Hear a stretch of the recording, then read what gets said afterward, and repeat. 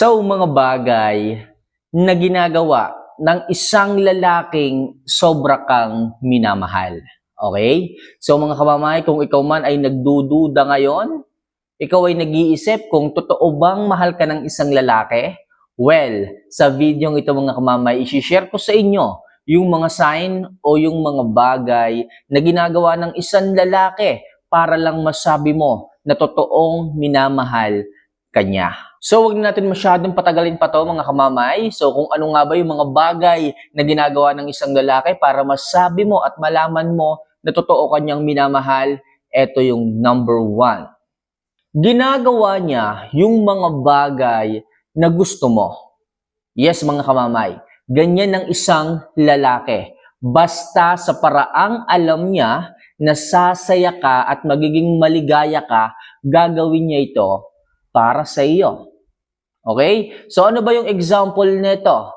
Mga kamamay, kapag sinabi ng isang babae na gusto niya o gusto mo ng isang damit, kaso ang mahal. Ngayon, bilang isang lalaki na minamahal ka at gustong-gusto ka, pag nalaman niya yan, pipilitin niya na mag-ipon para lamang makuha yung bagay na gusto mo.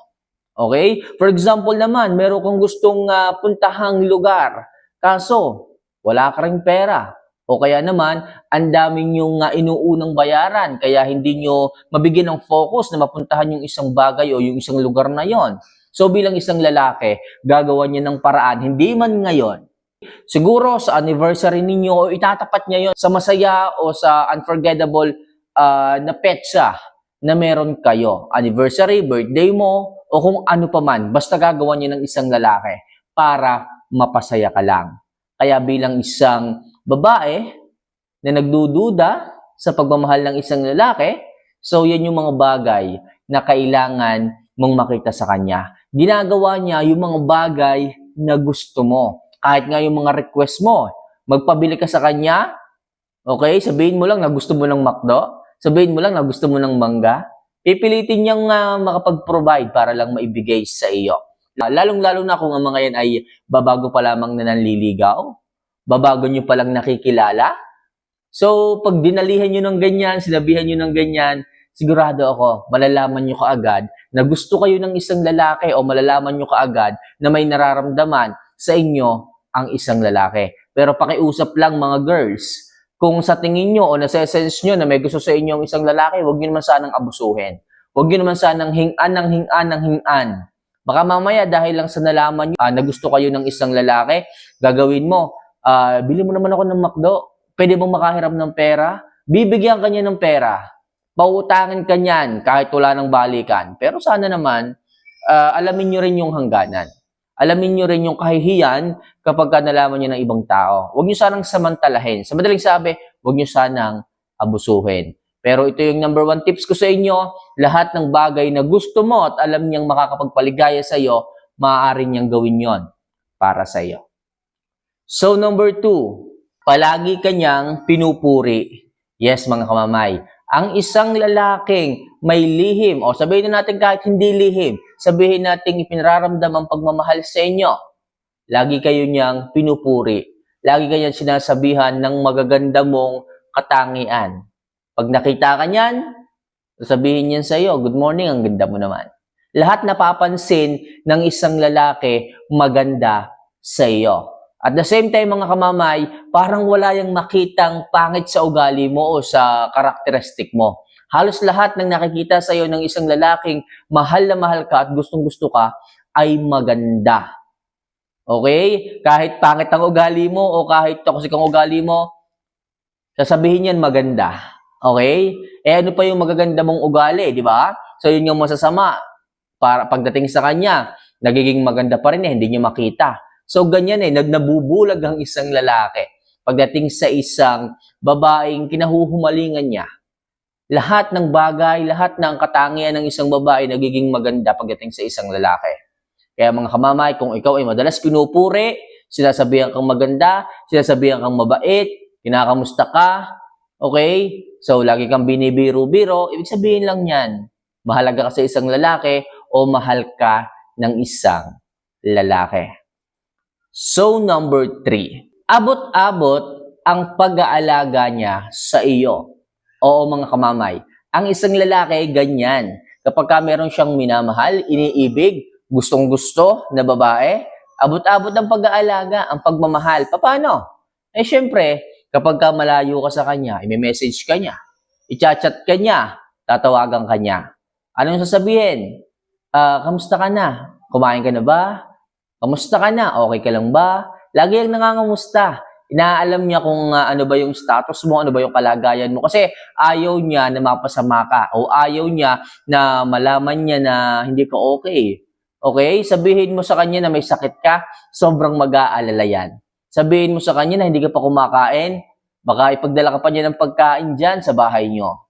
Kaya mga kamamay, kapag ka ang isang lalaki, okay, ay palagi kanyang chinachat, kahit na sobrang busy niya o ikaw, sobrang busy mo, kahit hindi ka nagre-reply. Tapos siya palagi nagsisend ng message sa iyo, lagi kanya tinatanong, kumain ka na ba? Ano pa ba? Makapag-lunch ka na ba? Yan yung mga bagay, mga concern na tanong pagdating sa iyo.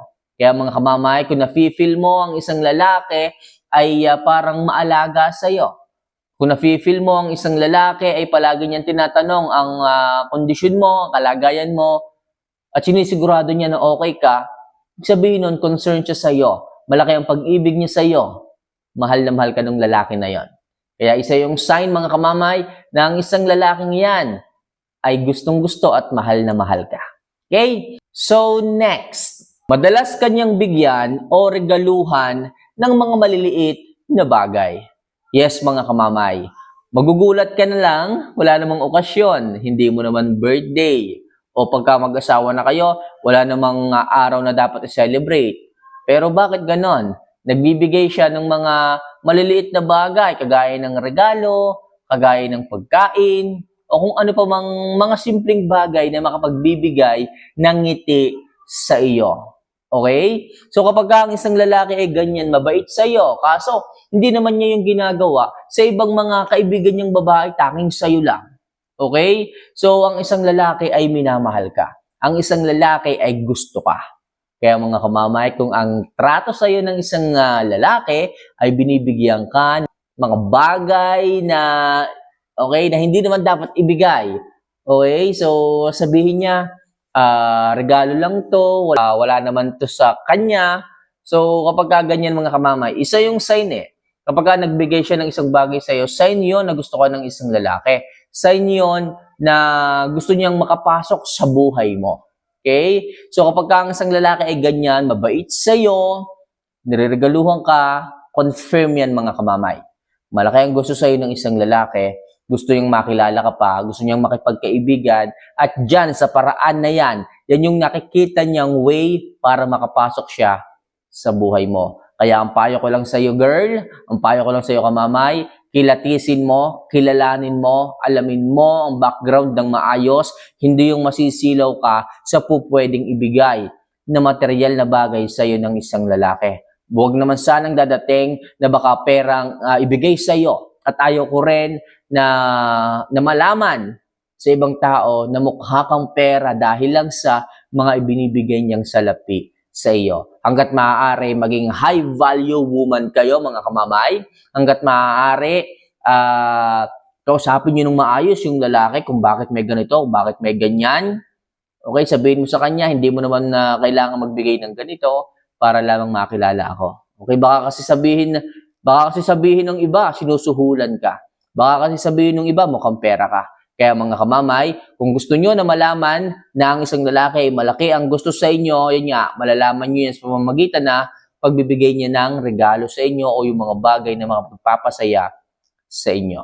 So mga kamamay, ilan lang yan sa mga bagay na kailangan mong makita sa isang lalaking totoong nagmamahal sa iyo. So for more video and love advice mga kamamay, mag-like ka lang dito at mag-subscribe. Pangako ko sa iyo, akong bahala sa mga love advice araw-araw para sa iyong buhay pag-ibig. So paano mga kamamay? This is your mamay. See you for our next vlog. Hala.